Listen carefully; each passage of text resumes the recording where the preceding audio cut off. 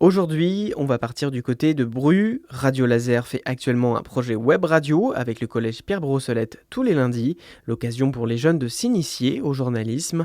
Ils sont partis interroger Philippe Fagnot, comédien, qui animait une conférence sur l'oralité. 196 élèves du collège Pierre Brossolette se sont rendus à une conférence théâtralisée sur le thème de l'oralité.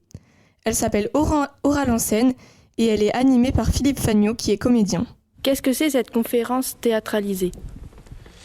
C'est à la fois un spectacle et une conférence où je mêle à la fois du magistral et aussi de l'histoire, du vécu, des anecdotes et aussi des parties techniques, des outils pratiques pour comment oser prendre la parole, prendre confiance devant un public, gérer son stress, gérer sa respiration, gérer sa gestuelle, gérer le plateau, l'espace. C'est tout un univers où je m'amuse à travers une conférence, mais qui va au-delà de la conférence, puisqu'on est aussi sur un spectacle, puisque je fais à un moment donné des personnages typés de la comédie dell'arte où je joue avec mes voix. Je prends une voix de tête pour l'arlequin, une voix de nez pour le polichinelle, une voix de gorge pour le pantalone, une voix de palais pour le docteur. Voilà pour un petit peu le côté hétéroclite de cette conférence. Comment avez-vous eu cette idée et pourquoi ce nom ? Alors l'idée a été d'abord une commande. C'est l'école des avocats du Grand Ouest, EDAGO, de Bru, Carlan, du coup on est bien dans le secteur, qui m'a téléphoné pour me demander si je pouvais faire une conférence sur l'art oratoire pour leurs 70 élèves avocats. Ils m'ont commandé ça 2 semaines avant la date. C'est-à-dire qu'ils m'ont téléphoné en me disant est-ce que vous pourriez faire une conférence de 3h30 pour le 2 mai, et ça c'était le 15 avril. Alors le 2 mai, j'avais un spectacle, le dernier jour d'un condamné, qui était programmé pour le jouer à Quimper. Donc j'ai dit, non, je peux pas, je suis désolé. Et donc j'ai pas pu donner signe positif à ce moment-là. Et en raccrochant, je me suis dit, merci Victor Hugo, parce que franchement, je me voyais pas faire 3h30 de conférence après 2 semaines de travail. Et Edago m'a rappelé 2 jours après, en me disant, on a vu avec la direction, vous ne pouviez pas faire le 2 mai, est-ce que vous pourriez faire le 3 mai ? Et là, je me suis dit, si on te propose 2 fois la chose qui te fait peur, il faut que tu prennes sur toi. Et donc, j'ai dit, écoutez, le 3 mai, je joue pas, j'interviens au lycée Saint-Martin avec le TNB, je peux décaler, c'est une intervention pédagogique. Et le 3 mai, c'est aussi ma fête, c'est la fête des Philippes. Et j'ai dit, ok, d'accord. Et là, donc, j'ai fait le saut en parachute, j'ai bossé 2 semaines ma conférence et j'ai fait 3h30 de conférence devant les avocats. Et ça s'est très bien passé. Et depuis, je l'ai joué. Depuis le 3 mai 2019, avec le Covid, où pendant 2 ans, j'ai pas joué, je l'ai joué 70 fois. Voilà. J'ai eu 8000 spectateurs, j'ai fait 10 départements avec ce spectacle. Et oral en scène, pourquoi le titre ? Parce que oral, déjà, ça veut dire ce que ça veut dire, c'est l'oralité. Et en scène, parce que je mets en scène tout ça. Et on se met en scène quand on parle. On joue un personnage. Une question intéresserait beaucoup les élèves de 3e, car ils sont dans une année décisive pour leur orientation.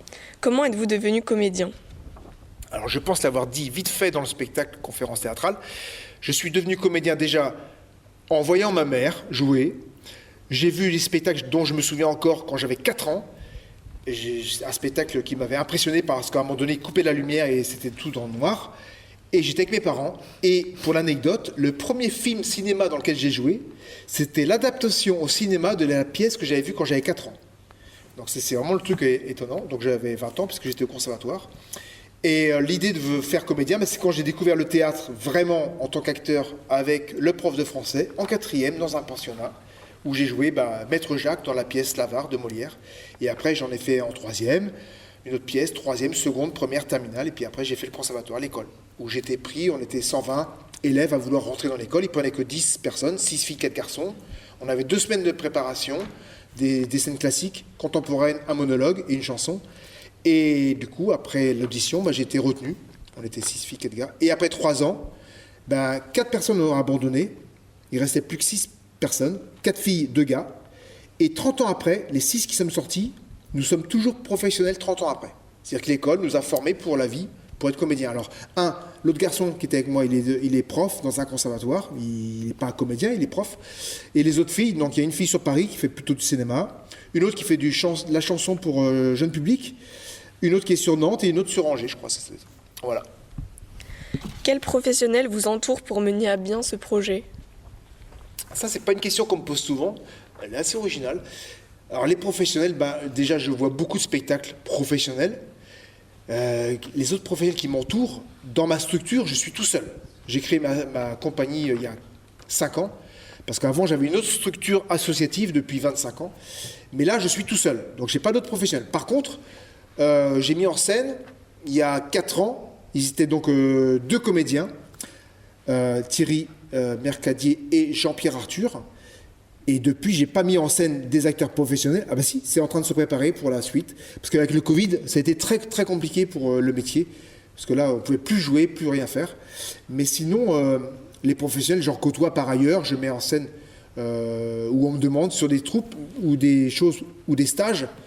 Mais c'est très compliqué de construire un spectacle avec des professionnels avec le manque de moyens financiers qu'on a actuellement. C'est un petit peu la crise au niveau culturel et au niveau budget, parce que vous n'êtes pas sans savoir, mais à un moment donné, tout le monde disait nous sommes non essentiels, avec tout le pan de culture qui était concerné.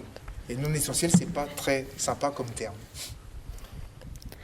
Revenons sur le spectacle. Avez-vous un rituel avant de monter sur scène? Alors les rituels, je viens de vous le donner à l'instant, c'est déjà de me répéter plusieurs mots dans le mental qui vont m'aider. Alors je peux vous les redonner au micro. Je garde un mot que j'ai inventé, un néologisme, c'est gravé. Et avec ça, je fais une métaphore, c'est gravé dans la tête, et un acrostiche, c'est comme concentration. Je me redis ça. Énergie, E comme énergie, G comme générosité, R comme rigueur, A comme audace, V comme voix, E comme écoute. Et pour la conférence, C comme charisme, E comme éloquent, G comme gentil, R comme réactif, A comme audible, V comme vif, E comme éblouissant. Voilà pour le petit rituel. Et après, je m'échauffe la voix. Je fais mes gammes, j'échauffe la voix de tête. Chers spectateurs, la voix du nez, la voix du palais, la voix de la gorge, la voix de poitrine, je m'échauffe ça. Je fais du yoga, la salutation au soleil. Et donc, je me concentre, voilà, pour être bien et dans la bonne énergie. Et surtout, alors je vais vous donner une anecdote. Quand on a été choisis, les 6 filles, 4 gars, le premier cours de théâtre avec le directeur du conservatoire qui était Guy Parigot, parce qu'il est mort il n'y a pas très très longtemps, il est mort, il était assez âgé. C'était l'ancien directeur de la CDO, Centre Dramatique de l'Ouest, qui est maintenant l'école de TNB. Et il nous a dit, voilà, c'est quelque chose qui marque à vie, il nous a dit, vous voulez être comédien, comédienne. On était assis face à lui, là, les 10. Eh bien, sachez qu'un comédien, une comédienne ne doit jamais tomber malade. Parce que si vous êtes malade, personne ne va vous remplacer. Et ça fait réfléchir, parce qu'en fait, ça veut dire qu'il faut toujours être comme un sportif de haut niveau, au taquet, au top. Les spectateurs ne veulent pas voir quelqu'un qui a mal à la gorge, ils ne veulent pas voir quelqu'un qui a mal à la cheville, qui s'est fait une entorse, ils ne veulent pas voir quelqu'un qui fait la gueule. Donc il faut être au taquet, en forme et de bonne humeur. Donc ça, c'est un vrai travail, et ça, ce travail aussi, je fais beaucoup de sport par ailleurs, voilà, pour entretenir la mécanique, le corps. Je fais un semi-marathon par semaine, je fais de la plongée apnée, je fais beaucoup de choses comme ça, où il faut entretenir la machine. Comment faites-vous pour apprendre votre texte? Alors comme je l'ai dit dans la conférence, j'ai une mémoire visuelle, donc le sachant, je regarde mon texte, je regarde, je photographie avec mes yeux le texte, et aussi je l'écris. Et donc je me le répète, et ensuite je le réécris. Au lieu de me le réciter dans un dictaphone, je me réécris le texte à la main. Ça permet de le passer par le corps, mémoire kinesthésique, et ça me permet de le revoir. Voilà. Merci Philippe Fagnot. Où peut-on vous retrouver sur scène? Alors, j'ai des dates, pas mal de dates. Après, je vais aller à Quimper, à Sables-d'Olonne, Montaigu dans la Vendée. Après, je fais une dizaine de départements. Je vais aller aussi dans la région parisienne. Je vais retourner à Moissac dans le sud. J'ai un site internet. Après, il n'est pas à jour au niveau des dates. Mais voilà, je suis depuis 30 ans assez visible. Mais après, on peut ne pas être vu par certains et vivre de ce métier-là. C'est pas parce qu'on n'est pas à la télé qu'on ne vit pas de ce métier-là. Alors, par rapport à la télé et au cinéma, c'est une question que vous posez peut-être, ou ceux qui vont écouter. Est-ce que je fais du cinéma? Oui, j'en ai fait. Et j'en fais de temps en temps. Sauf que si je voulais faire que du cinéma, il faudrait que je vive sur Paris. C'est sur Paris que les choses se passent. Les auditions, les castings se passent sur Paris. Il faut avoir un agent d'artistes sur Paris. Et ça, c'est très compliqué. Et ensuite, étant sur Paris, tu viens tourner en Bretagne.